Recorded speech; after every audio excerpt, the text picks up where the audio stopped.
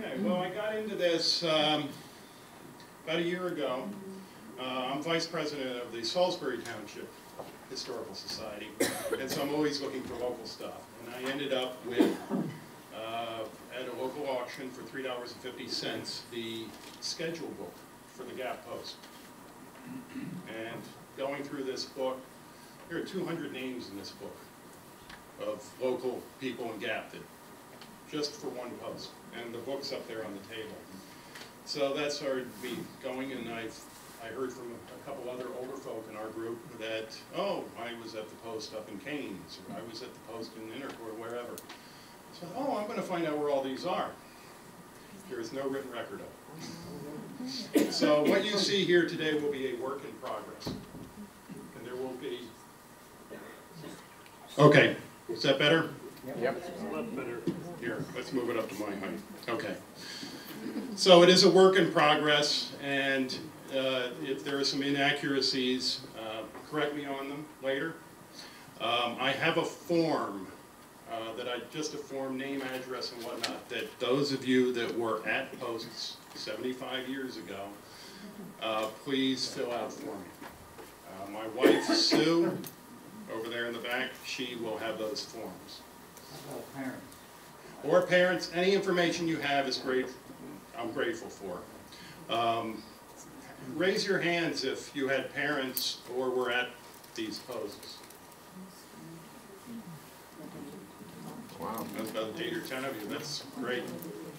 I want your information. Don't leave. Okay, so can't see this whole thing. Okay, so without further, we'll start. The Aircraft Warning Service was set up to solve a problem. From 1919 until the start of World War II, heavy bombers were developed, and they could carry bombs. Both coasts could be vulnerable to attack, or so they thought back then, along the Great Lakes and the Gulf of Mexico. Radar was in its bare infancy and was not practical at that point. And the use of soldiers were needed for other things, because this was going to be a very much manpower. There are a lot of people that were going to be needed for this. And they only had some mechanical sound detectors for planes at the time. That's the Mickey Mouse one.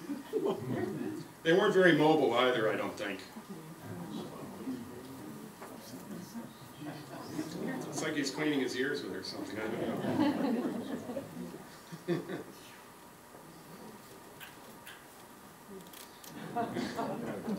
I'd like to walk around with that. Those are called war tubers. That's Hirohito there walking along and inspecting them. I sell old magazines for a living, and I just found it was on the cover of Time yesterday, so I included it. Actually, it's a different picture than the one on the cover, but from the same shooting. Okay, this is Sweden in 1940, or the old-fashioned way. So the Aircraft Warning Service was set up with airplane spotters. It was formed in February of '40 with the help of the American Legion, and they studied what was going on in the Battle of Britain, because this was used throughout England during the Battle of Britain, and I guess through the rest of the war. They did some testing in New York State in 1940 and some in '41. American Legion recruited all volunteers from their own ranks. Every post in this county was set up pretty much by the American Legion. 2,000 residents manned the posts. It could be actually more than that. There were 200 in Gap alone, and there were 27 posts. There were up to 15,000 posts in operation on both coasts. And these were for 24/7 coverage. 1,114 posts in Pennsylvania. It alternated between 22 to 27 as some they stopped using for whatever reason. That's a rough idea of where the coverage area was. different Army commands took.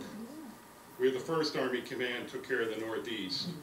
The 4th Army Command took care of just California. There was a separate one for the Pacific Northwest, the Gulf Coast, and around the Great Lakes.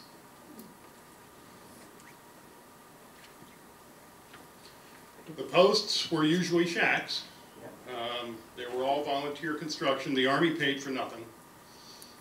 And it was a patriotic thing to help build, I guess. They were active from December 1941 to October of 43 when the program was scaled back. And then it was ceased completely the week before D-Day in 1944. That's a diagram from one of the books up front. That's the ideal post. Typical log books, compasses, binoculars. There's even a burner there I see and some plates. So this will tell more of the background on. Enjoy.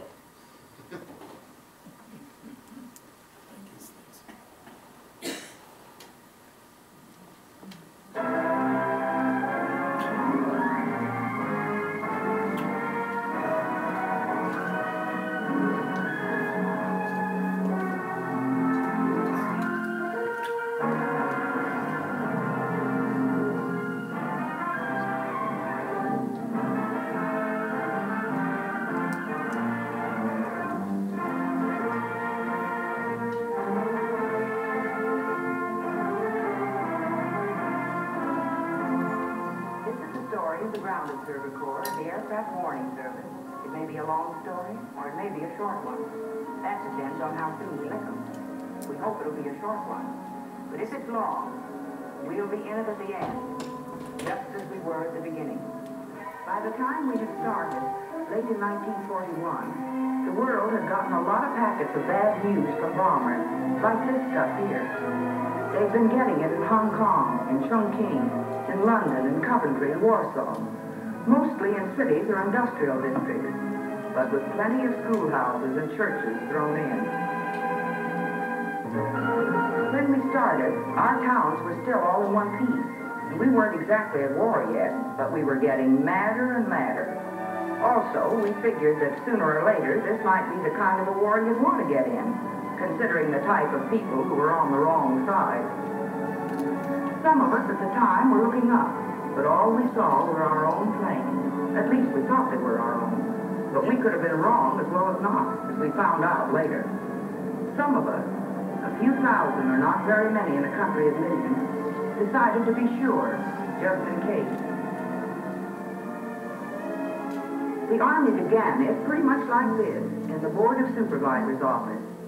They found out that all you had to do was ask and you got it. The various fighter commands of the Army Air Forces all over the country are sending out a call for thousands of civilian volunteers.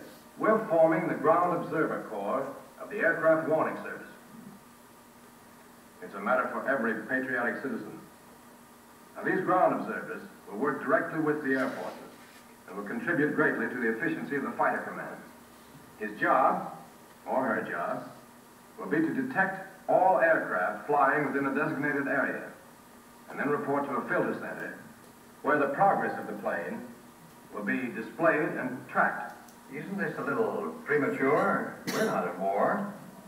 Not yet, and we certainly hope we won't be. But these men and women will be trained during maneuvers or war games. We intend to be prepared for whatever happens. Well, Major, if the Army needs volunteers from this county, we'll see that it gets them. Good. Now, here's the procedure. First, you appoint a district director, a man well known in your community, and one who has a certain amount of executive ability. The asking went right on down the line, like in here. It was wonderful. The more you asked, the more you got. Ed, you're president of the Kiwanis Club and past commander of the American Legion. You're well known and well liked in this community. In short, you're just the man the Army wants. What?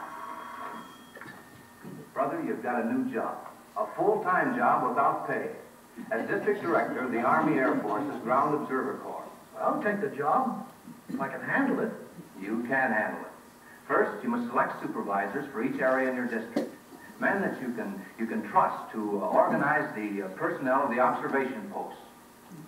All the observers couldn't be in the city, so the district directors hit the road. Hiya, Ed. What are you doing this far away from your store? Getting people in the army, right? Wait a minute. How about starting from the beginning? Okay. The beginning is that you're a supervisor in the Ground Observation Corps. And the first thing for you to do is to select a chief observer for each post. Oh. And after them, the area supervisors went right out into the tall corn. Found all kinds of people willing to keep their heads up for their country. Good afternoon, Mrs. Tucker. Say, you're a stranger, Ray Harper. Come on in and sit down. Thanks, I can't stay. I've got too many calls to make. Emma, the Ground Observer Corps of the Army Air Forces wants to use your house as an observation post. Holy cats! You were going to be in the army, Mr. Harper? You can't have your mother says yes, Jimmy. Oh, Ma, you ain't going to keep us out of the army, are you? Not if I can help it. But what can we do? Well, you can be chief observer, and Jimmy can be the assistant chief. You will phone a report on all planes flying over your farm. Oh, boy, that's for me. I'll start right now. You've got wounded man already. Emma, you're quite far from your neighbors here, but maybe the nearest ones will volunteer as observers. We aren't in the war yet, but should we be, we want to be able to do our work and know how to do it. We'll handle it, Ray. That's what they all say around here. You know, this country is full of Americans. Sure, the country was full of Americans. A good many of them by now had field glasses in their hands and permanent cricks in their necks. The Army was holding maneuvers, and they were looking up and writing in their logbooks and getting used to their jobs. It still seemed all in fun because in Washington were a pair of accomplished, undersized liars who were saying that everything was going to be just swell. Gentlemen, you all know how difficult my mission is. But I'll do all I can to make it a successful one for the sake of two countries, Japan and the United States.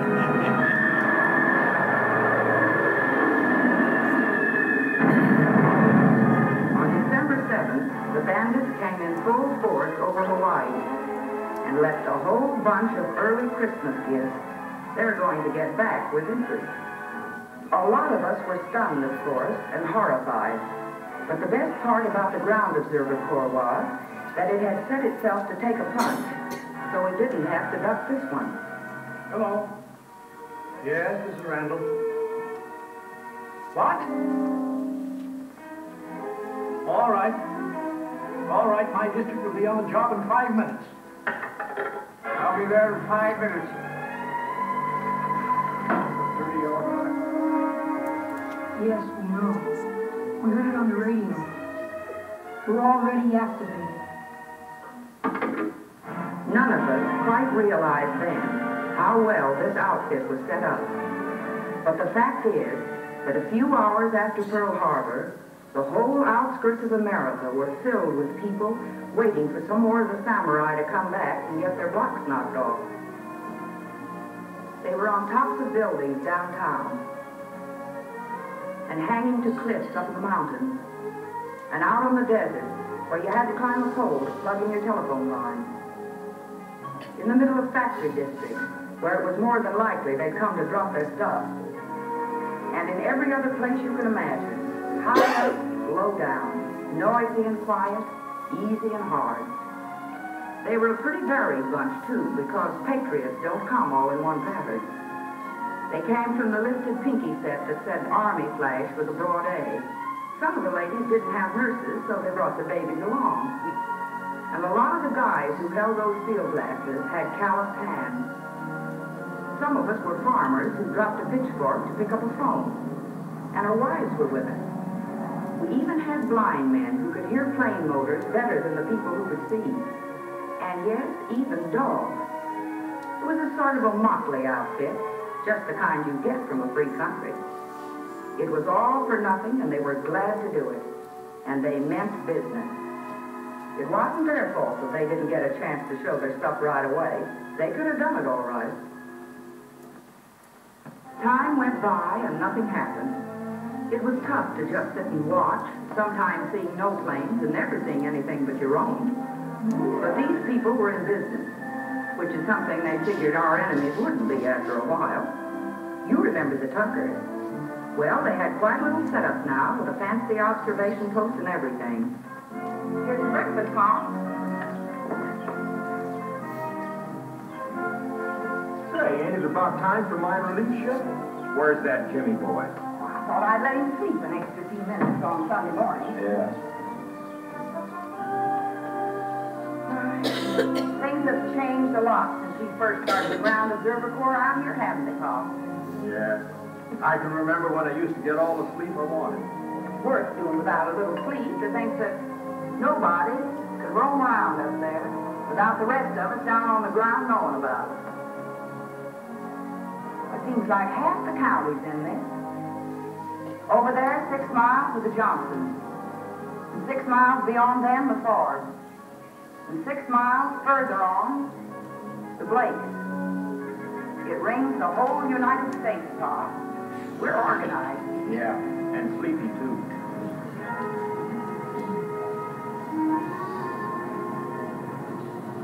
There it is, Pa.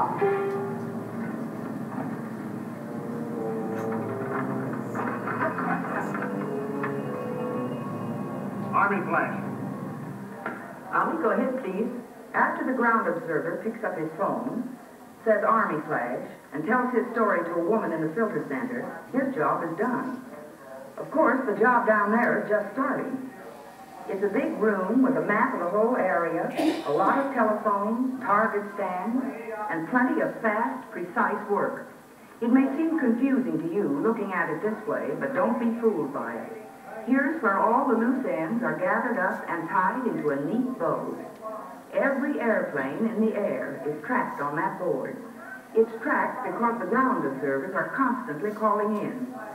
They're the base of the whole business, and without them, it couldn't function.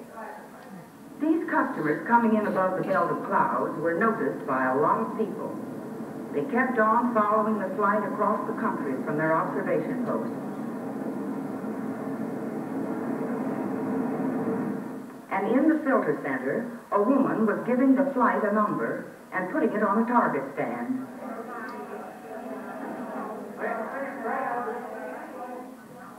The target had an exact duplicate next door to the filter room in a place called the operations room. The board is the same, the work the people do is much the same, but here is the real brains of the whole system. Here, they have to make up their minds on what's going to happen after the ground observer has done his job.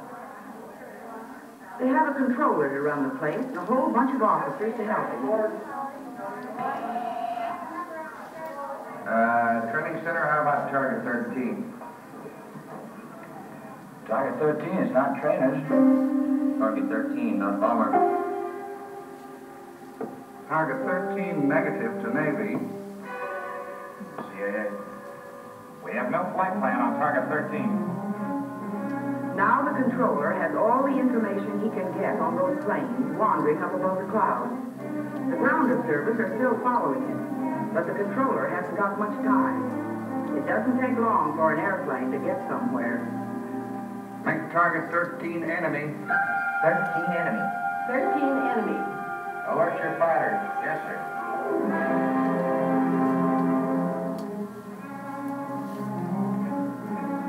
FCC, I want radio silence, inter-wing area. Sierra W, I want yellow warning, inter-wing area. Roger. Yellow alert, inter-wing area. Yellow alert, inter-wing area. Yellow warning. Yellow warning. CA, cut out your beacon, silence your beams, suspend all non-tactical flying in zones A, B, and C. That's correct. Thank you. Any aircraft? Yes, sir. Place your guns in X status. Roger. Fighter, scramble Lily Squadron from Potter. Yes, sir.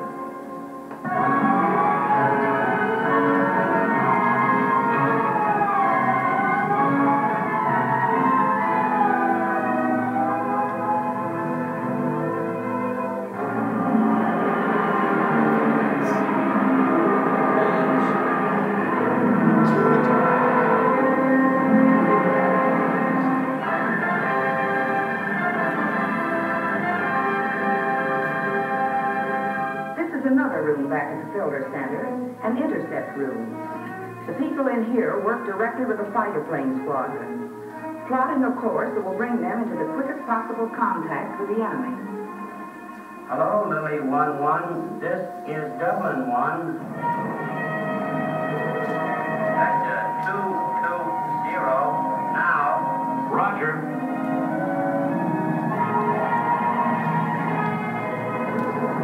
It's embarrassing to pat ourselves on the back again, but they couldn't do it without the constant flow of reports from the little guys with binoculars in their hands. With all us tipsters spotted around the country, you can see what the conclusion of this is going to be. Hello, Lily 1-1. This is Dublin 1. Repeat Vector 80 for 1 minute and orbit. Roger.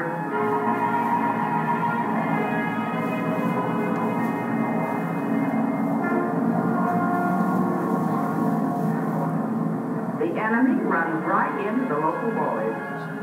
Lily 1-1 to regional control. Go ahead, Lily. Target sighted. Target sighted. Lily 1-1 attacked by ships of 2 elements.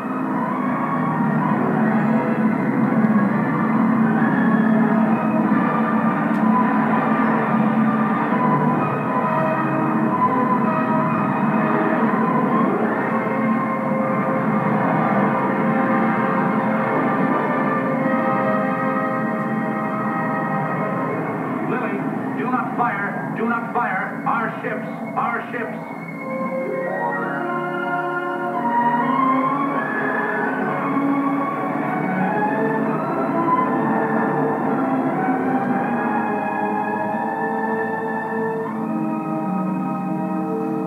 Sir, interception completed. Target 13 identified by fighters as trainers off course. Lily is leading them back. Make 13 trainers. Well, it turned out all right. It always has so far, and we hope it will keep on being that way. But in case it doesn't, you don't need to worry. We will be there like we've been from the start, watching 24 hours a day. Nobody flies up there that we don't know about it. And if the planes happen to be enemy, it will be known in plenty of time. Time for you to take your kids to a shelter, to the police and fire departments to get ready, for the workers in the plants to get under cover, and for more anti-aircraft guns and airplanes than they ever saw before to get on their necks. We're the only stool pigeons that are well liked, and we're friendly too. If you want to come in, you're welcome. All you have to do is keep your chin up.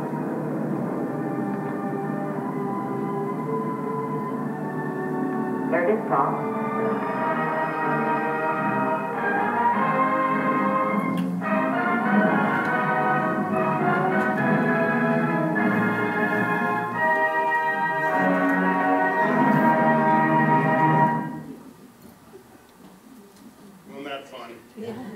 I still say the book was better, though. They also had a radio show on the West Coast, and if you go online, you can get 9 hours worth of radio show, just of dramas of being in these. Disney had posters, more posters. I'm going to go through the memorabilia quickly because I do have almost all of it up here. Life magazine had a cover on it in '43. Country Gentleman did a section there. Philadelphia Inquirer. And some of the shacks. This is one of the few restored ones up in Connecticut. Another one up in Maine, I believe, Sequim, Washington, West Coast. This was a shack that was built and donated. Isn't that a wonderful building? Unfortunately, it no longer exists. You like the propeller there over the door? Yeah. Yeah. That was up in Lehigh County. But the one on the left, what did you do if you had to go to the bathroom? I want to know. That's more typical type of posts. Top of your church. Top of your school. Okay, this is Daniel Shaw. I'm just going to introduce him briefly. He was head of the American Legion in Lancaster for this program, so he was the main guy. Volunteers, once again, American Legion administered. Training in aircraft recognition, 1.5 million around the country and 14,000 information and filter centers. A lot of people. And you know, there isn't a single book written on the topic. Boy Scouts were active. Posts were to be manned 24/7. So 75 years ago now would have been January of 43. Can you imagine? There were 2 people at all times in that post, 24 hours. Wives and older teenage children, and armbands were issued. And that little pin that you see in the upper right, that was given after the program ended to most participants. Signing up volunteers.